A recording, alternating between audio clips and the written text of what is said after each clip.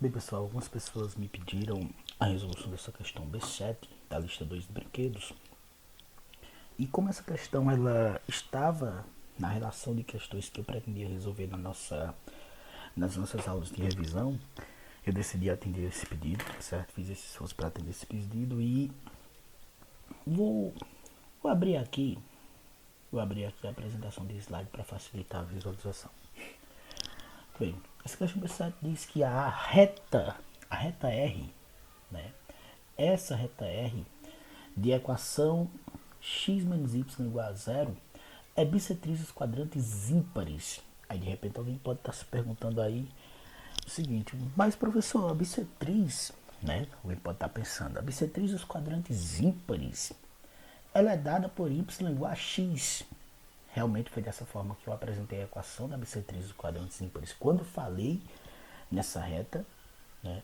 Porém, se a gente observar, essa equação aqui, ela é equivalente a essa equação y igual a x. Basta a gente fazer algumas manipulações nos termos dela que nós chegaremos exatamente nessa forma, tá? Então, temos a reta R com essa equação e ele menciona a reta S. Ele diz que a reta S é dada pela equação y igual a zero e coincide com o eixo das abscissas, né?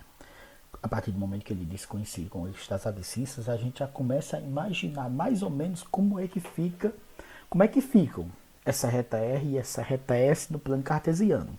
Então eu vou destacar esse plano cartesiano aqui e vou colocar aí, ó. Reta R está aí, né? A posição dela, lembrando que ela necessariamente vai passar pela origem, né? Por essa origem do plano cartesiano.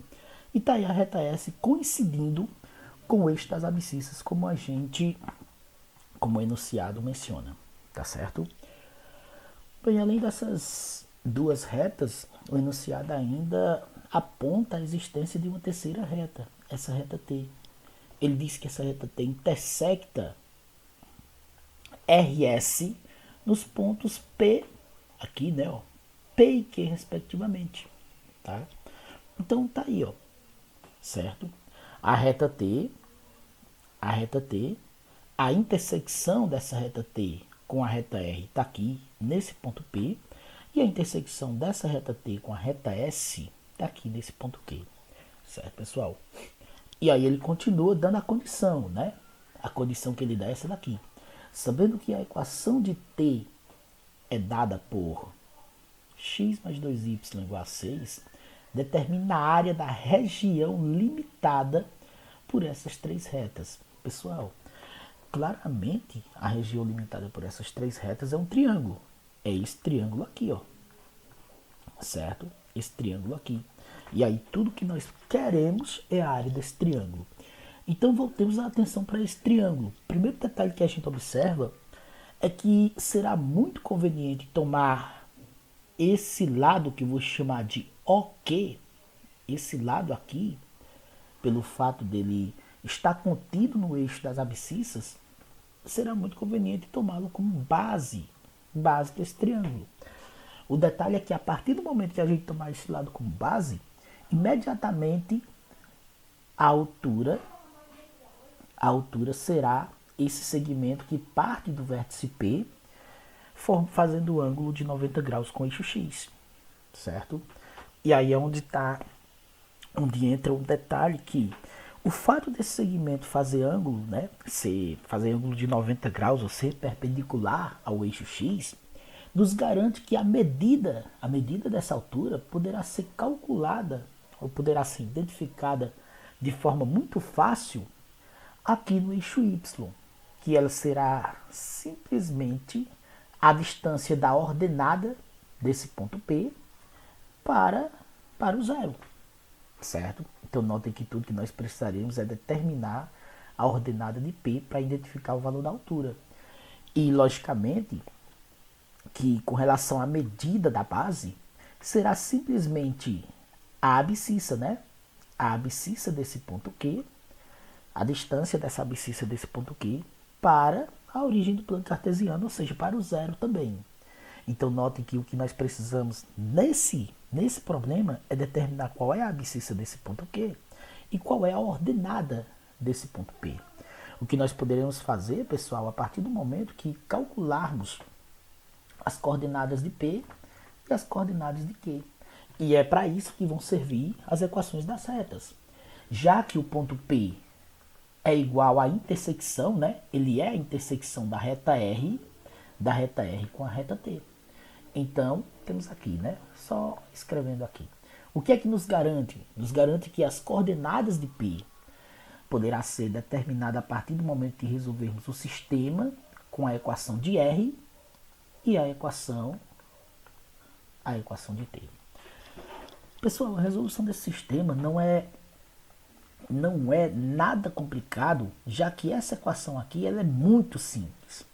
X menos y igual a zero nos garante que o x só pode ser igual a y. Notem que eu já isolei o x aqui.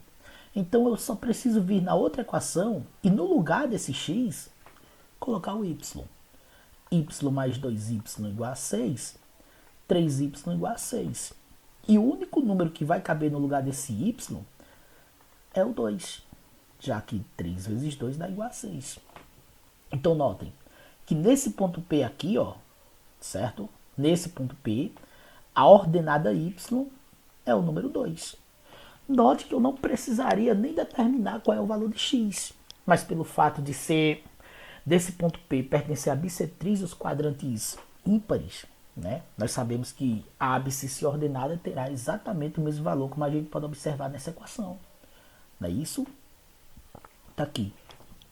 E dessa forma, pessoal, temos aqui, ó, o valor da ordenada desse ponto P é esse 2, né? É esse 2 aqui. Logicamente que a medida da altura desse triângulo que nós queremos, né, será justamente essa distância do 2 para o 0. E essa distância do 2 para o 0 é exatamente 2. Certo? Bora agora para a medida da base desse triângulo. O que é que nós temos aqui? Nós temos que determinar quais são as coordenadas do ponto Q, mais especificamente a abscissa do ponto Q. O que poderá ser feito observando que esse ponto Q nada mais é do que a intersecção da reta T com a reta S, não é isso? Destacar aqui. Logo, as coordenadas de Q poderão ser encontradas resolvendo esse sistema com a equação de S, y igual a x, e a equação de T, x mais 2y igual a 6. Notem que essa equação de S já diz que a variável y é o número 0. Então basta fazer a substituição na outra equação, o y por esse 0, ficando x mais 2 vezes 0 igual a 6, que nos garante que x só pode ser o número 6. Então nós temos aqui 6 e 0, são as coordenadas de Q. Lembrando que esse 6 é justamente o número que está coincidindo com esse ponto, certo? E aí nós teremos que a medida da base, né, dessa base desse triângulo, nada mais é do que a distância desse 6 para o 0, que nós sabemos que é igual a 6. Então a área desse triângulo, deixa eu destacar novamente aqui a altura, né, relativa a esse lado, a essa base, é 2. E a área desse triângulo, que é base vezes altura sobre 2, será simplesmente 6 vezes 2 sobre 2, que nos garante que essa área será 6, bora chamar de unidade de área, né? 6 unidades de área, certo? Pessoal, está aí, espero que todos que tenham visto, né, tenham compreendido direitinho, tá certo? Até mais.